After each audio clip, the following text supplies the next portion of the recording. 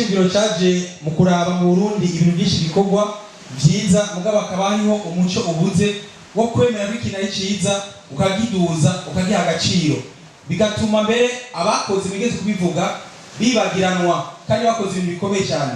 Je rero Imana yarampezagiye ndaja mu isanganiro ndavuga nti igende byose ikintu iradio ishoboye gukora nukumenyekanisha ivyo vyiza ivyo bikorwa ko dufise radio twumvirizwa hirya no hino.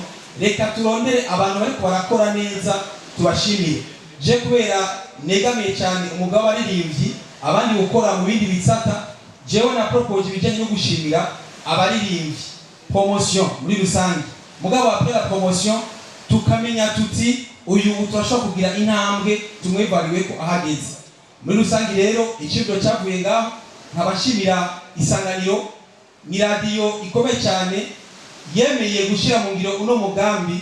Haizi imyaka myinshi ibikora ariko ndazifata amafaranga barashobora kugarukana uretse ko bayasora. Mbone akaryo kubwira abantu bari hirya no hino bafise uburyo bafisha amasosiyete ibintu nk'ibi mu bihugu bitandukanye birakogwa, ariko nakaryo kumenyekanisha ibyo mukora uciye ku radio.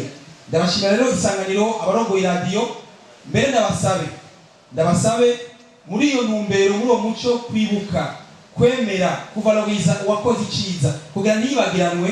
Ndababirutse yuko igihe ikicibiro kiza wararongoye isanganiro yari Vincent Nkeshimana, ndabasaba umuntu umwe tumwibuke abaririmbyi mumenye yuko hariho umuntu yagiye ari mu babakunda ari muratumye ibintu bishoboka.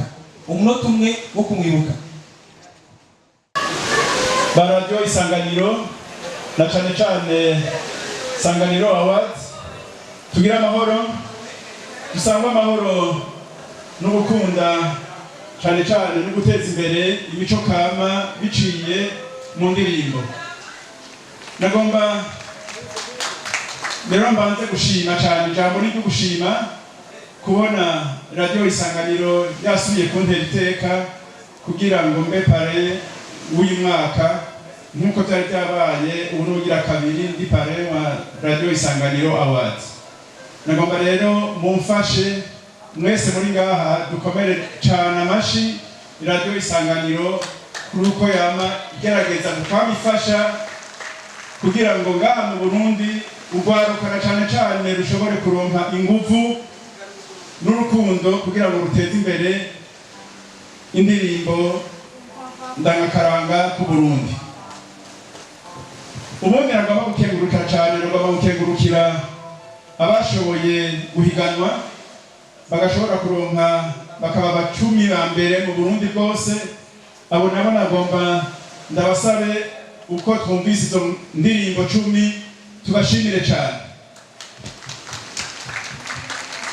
Mu Kirundi baravuga ngo haburana babiri hagatsinda umwe, haraza kuba uwa mbere. Uwa mbere rero tuze kumukomera amashi cyane tumutere ingoga kugira ngo n'abandi bazobonereho na cyane ubo wa kabiri cyangwa akaba w'icumi bamenye bose yuko batewe iteka n'iyi radio kugira ngo bashobore gushika ngaha no munsi wa nyuma. Nagomba mu nkundire nsubire kandi nshimire cyane mumfashe radio isanganiro kutiza yabikora cyane mu kwanganira urwaruka.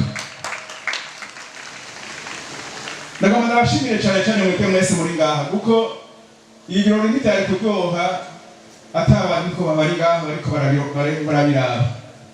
Nshimire kandi n'abatumiwe bashoboye kuza. Hari umushitsi dufise ava mu gihugu ca Suède yitwa Peder Warenberg.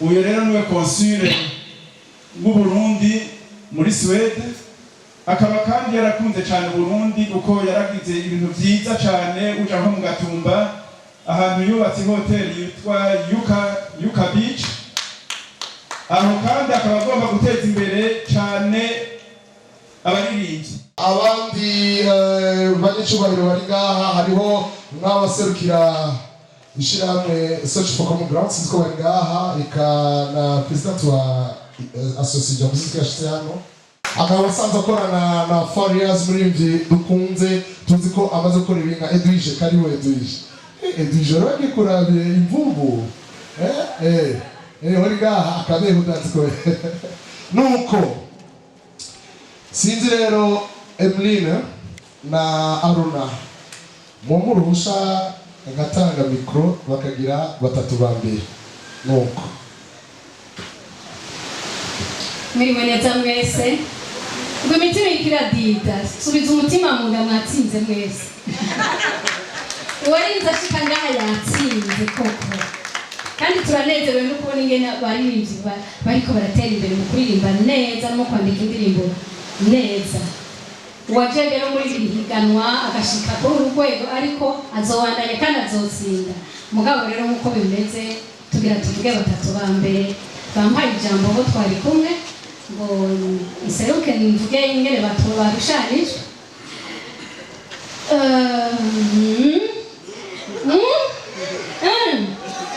ugira gatatu nuwaririmbye akaririmbo kitwa ibisazi ishimbi yaronse amanota 58 n'ibice bimwe kwijana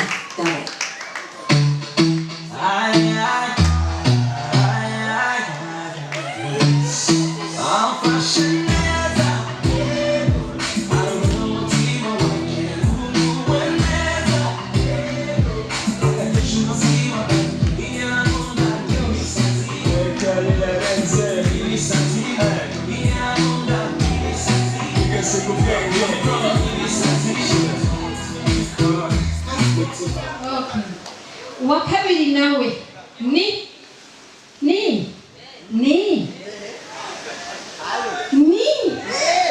peace and love haranira amahoro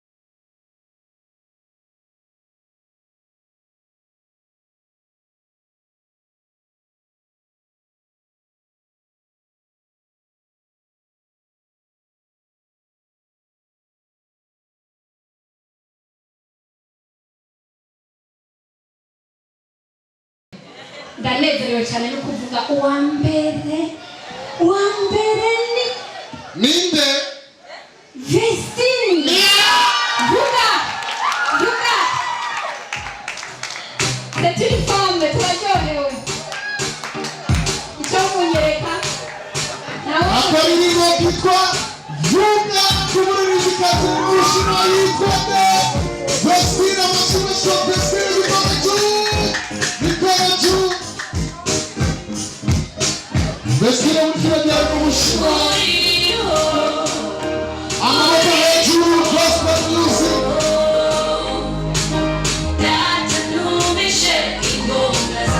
urabyumvise ijwi ribyina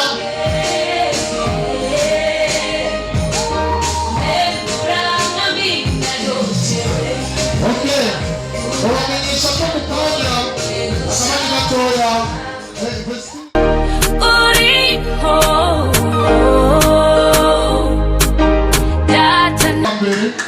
akaba rero Vestine nuko iyo ni symbolique tuzoronka akazi yo kumwakira vuba trophée symboliquement aya karibu Mutama Jean-Jacques bien directeur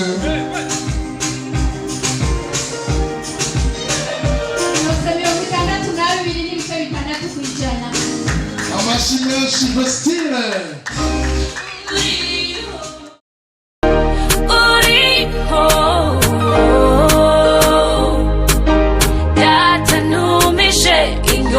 zawe kuvuga nuvuge memburamwami ndayotewe vuga ijambo rimwe gusa vuga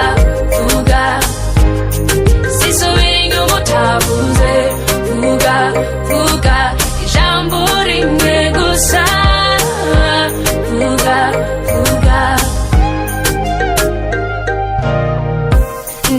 mu bwiza bwawe mwami, ku musozi wawe niho biboneka, duhura niwe gusa unahura n'inyishu,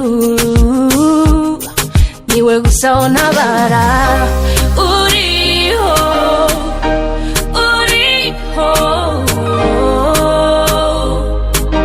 data ntumishe inyonga zawe kuvuga. Hey guys, ndabaramukije ni Indundi TV, ni Marvin, turi muri Isanganiro Award edition ya gatandatu, aho hari indirimbo nyinshi cyane, hari indirimbo zasohoye kugaragara 10, izo hakwemo indirimbo 3 zishobora guha, ariko indirimbo ya mbere naho bagashimye, hari indirimbo Ibisazi ya Prince Mushindi, indirimbo ya Peace and Love, n'indirimbo Vuga ya Betine, nayo indirimbo ya Twaye Ikibanza ca mbere, aho wa mbere bamuhaye television écran plat, bakamuha na trophée, bakamwambika yimuna bamwambitse. Kubera ko legend byambaye ni Marvin Mwatashe de presse wa Vestine Arisan, ni jewe Mwatashe de presse gushika ubu. Vestine ari mu Bushinwa, niyo ari akarakora amashuri yiwe, byabaye ngombwa ko dushobora gutora agashimye kiwe. Hey guys, abashobora gutora indirimbo, abazi Vestine n'abatamuzi turabashimiye cyane. Ndabibutsa ko ari indirimbo yiwe nshasha. Iyo ndirimbo yiwe nshasha ni indirimbo Freedom iruka gusohoka amasanamu yayo, indirimbo imeze neza cyane, ku masanamu meza cyane. Gusa yabe ya mbere, indirimbo yabe ya mbere ni indirimbo Vuga ya Vestine. Hey guys, ndabashimiye nka Vestine, ndabashimiye nka Marvin kuri Indundi TV, mwakoze cyane abashoboye gutora, mwese mwakoze. Inaduce turangiriza tubabwira ko byinshi mwashoboye kubikurikira mu mavideo ya Indundi TV. Hey, nawe utaha n'ibindi tubandanya tubaha, mwibagire